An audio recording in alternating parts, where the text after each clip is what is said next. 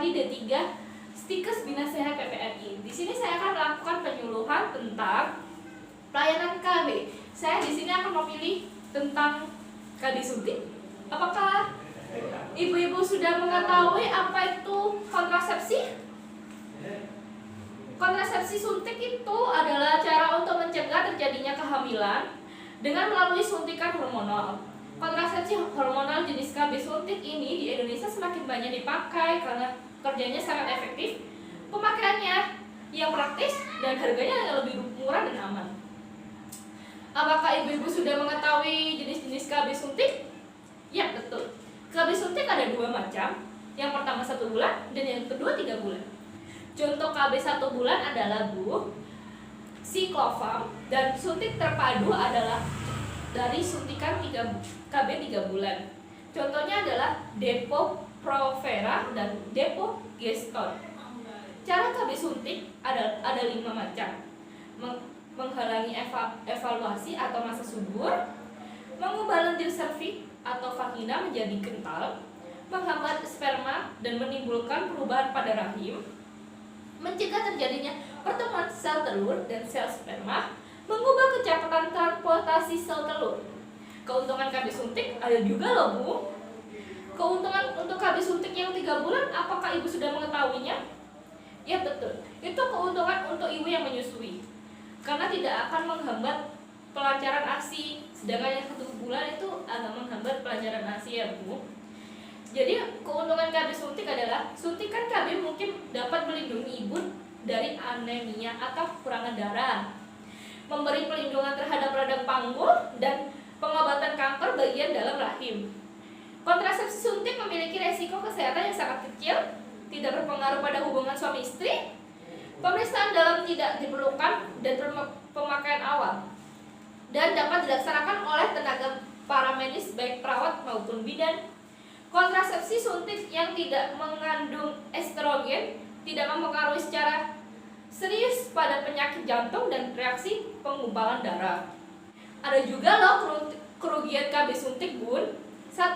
Gangguan haid, siklus haid yang memendek ataupun yang memanjang, pendarahan yang banyak atau sedikit, spotting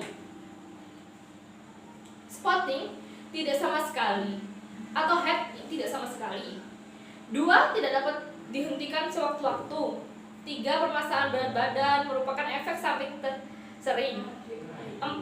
Terlambat kembali kesuburan setelah penggantian pemakaian. 5. Terjadinya perubahan pada lipid serum pada penggunaan jangka panjang. 6.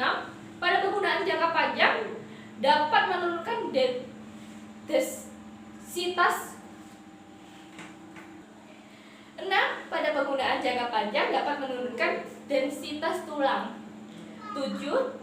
Pada penggunaan jangka panjang dapat menimbulkan kekeringan pada vagina, menurunkan libido, gangguan emosi, sakit kepala, nervositas, dan jerawat.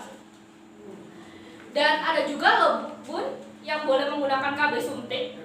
KB suntik 1 bulan digunakan untuk usia reproduksi, sudah memiliki anak atau belum. B. Menginginkan KB dengan efektivitas tinggi. C. Anemia. Pemberian ASI lebih dari 6 bulan. E. Pasca persalinan dan tidak menyusui. F. Nyeri haid hebat. G. Haid teratur. H. Riwayat kehamilan ektopik. Dan I. Sering lupa. Bagi ibu-ibu yang sering lupa, KB suntik ini sangat efektif loh daripada KB pil. Dan KB suntik 3 bulan ada juga loh, Bu, yang boleh menggunakan KB suntik ini. Wanita dari semua usia subur dan paritas.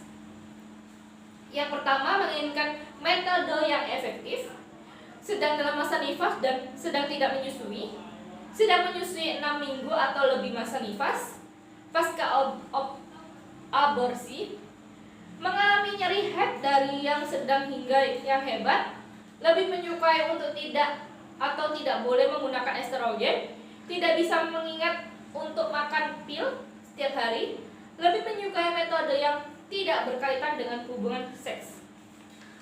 Dan KB suntik itu, apakah ibu tahu efek sampingnya?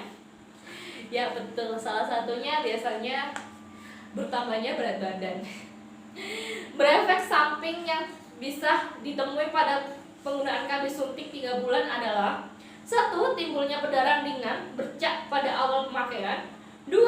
Rasa pusing, mual, sakit di bagian bawah perut juga sering dilaporkan pada awal penggunaan. Jadi kalau ibu merasakan rasa sakit seperti mual, pusing, sakit di bagian bawah perut, itu termasuk wajar karena itu efek samping dari KB suntik. Dan kemungkinan kenaikan berat badan ibu 1-2 kg. Namun hal ini dapat diatasi dengan diet dan olahraga. Jadi ibu kalau berpikiran nanti KB suntik bikin gendut deh, bikin nambah berat badan, kan ada diet bu, kan bisa disambil sama olahraga. 4. Berhenti haid. Biasanya setelah 1 tahun penggunaan, namun bisa lebih cepat. Namun tidak semua wanita yang menggunakan metode ini terhentinya haid. 5. Kesuburan biasanya lebih lambat kembali. Hal ini terjadi karena sering tingkatnya hormon yang tinggi dan dalam kesuntikan 3 bulan, sehingga butuh waktu untuk dapat kembali normal, biasanya sampai 4 bulan. Jadi yang saya jelaskan ini termasuk dari suntik. Apa itu suntik kontrasepsi suntik, jenis-jenis KB suntik, cara kerja KB suntik, keuntungan KB suntik, dan kerugian yang boleh menggunakan KB suntik, dan efek samping KB suntik. Apakah ibu-ibu sudah paham? Jika ibu-ibu belum paham, bisa membuka referensinya sendiri-sendiri ya. Dan itulah sekian dari penyuluhan kali ini. Wassalamualaikum warahmatullahi wabarakatuh.